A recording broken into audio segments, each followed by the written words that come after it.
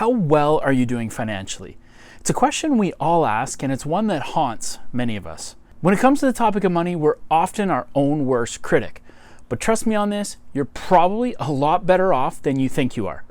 Now in this video, I'm going to share 7 signs to prove you may be richer than you think, as well as some absolutely terrifying money statistics to back this up. And I'm going to give you all some strategies and insights so you'll never have to worry about becoming part of these stats going forward. Now, towards the end of the video, I'm going to share the 2 most important and shocking statistics that show just how scary some people's finances really are, and why you're probably in better financial shape than you think.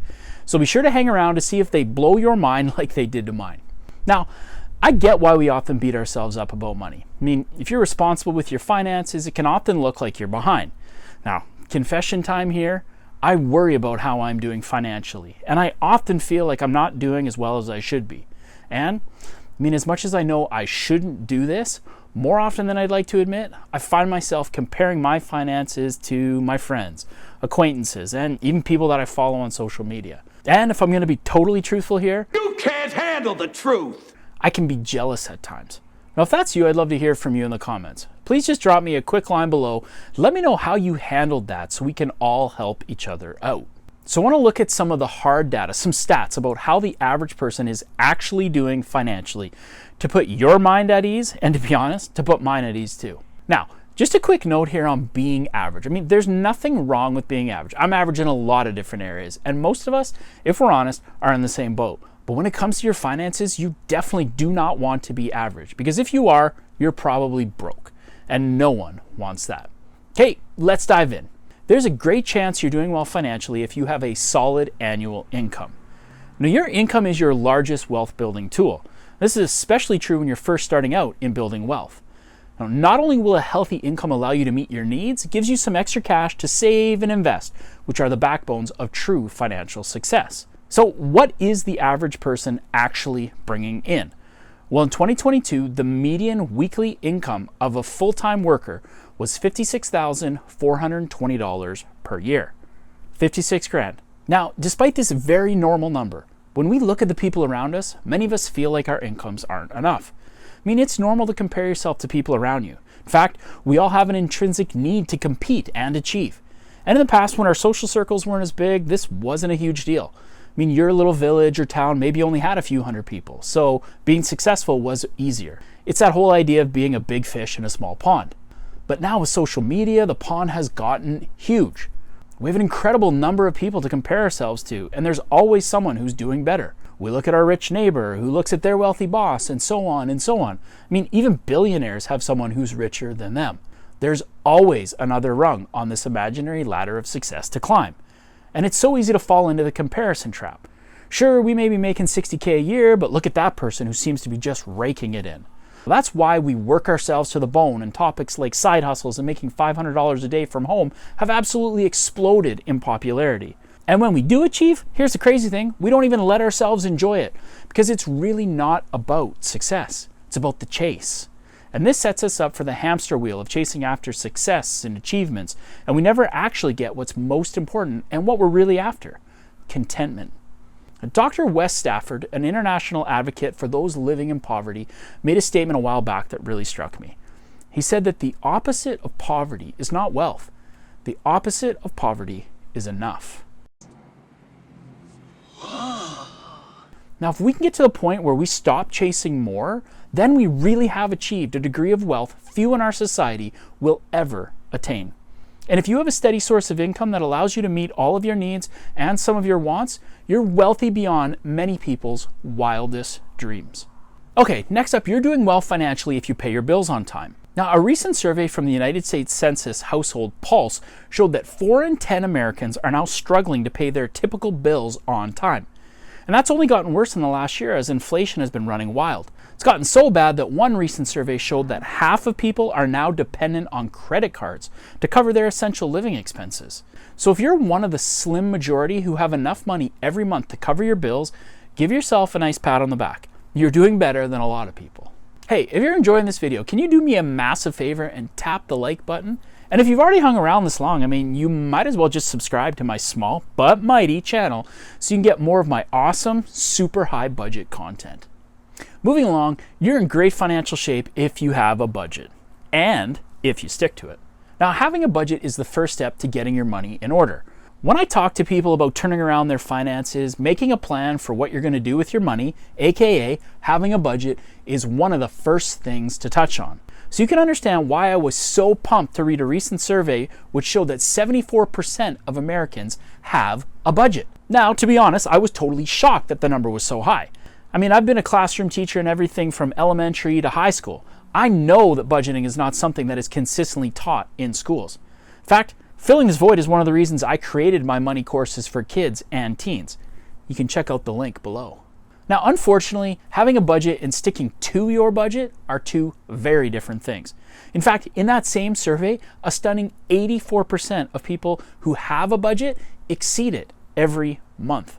Now, someone once said, good planning without good work is useless. And when it comes to budgeting, the devil is truly in the details. You need to put your budget into action in order to see the fruits of your labors.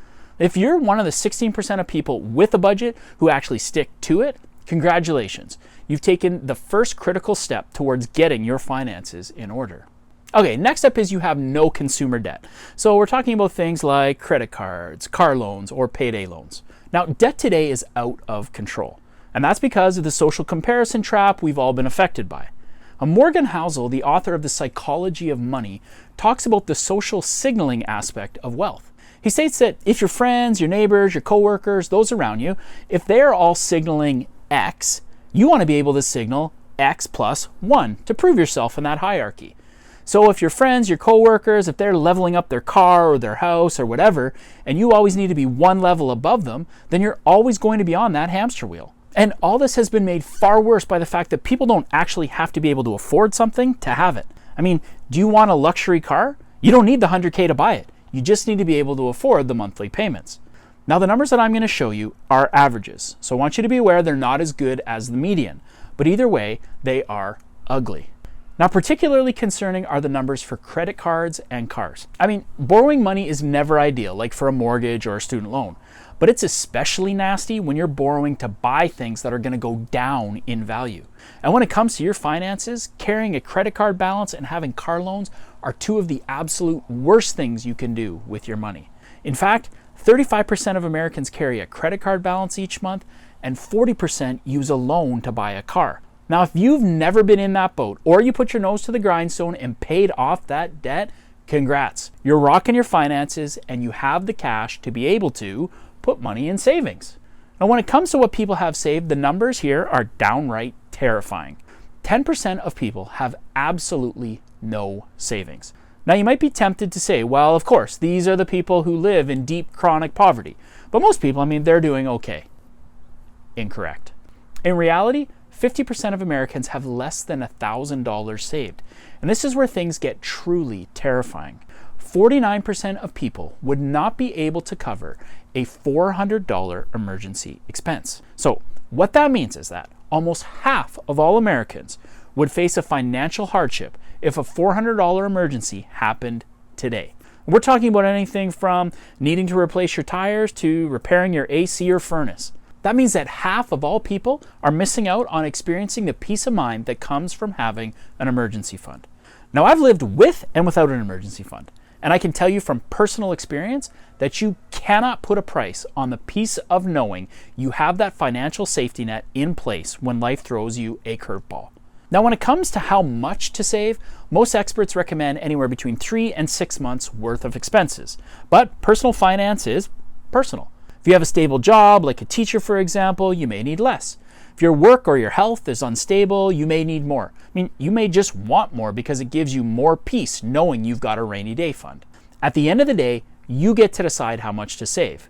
Just be sure the estimate you're using isn't too low. It's always better to save too much and not need it all than to save too little and not have enough. Next up, you're probably in great financial shape if you're investing a healthy amount for your retirement.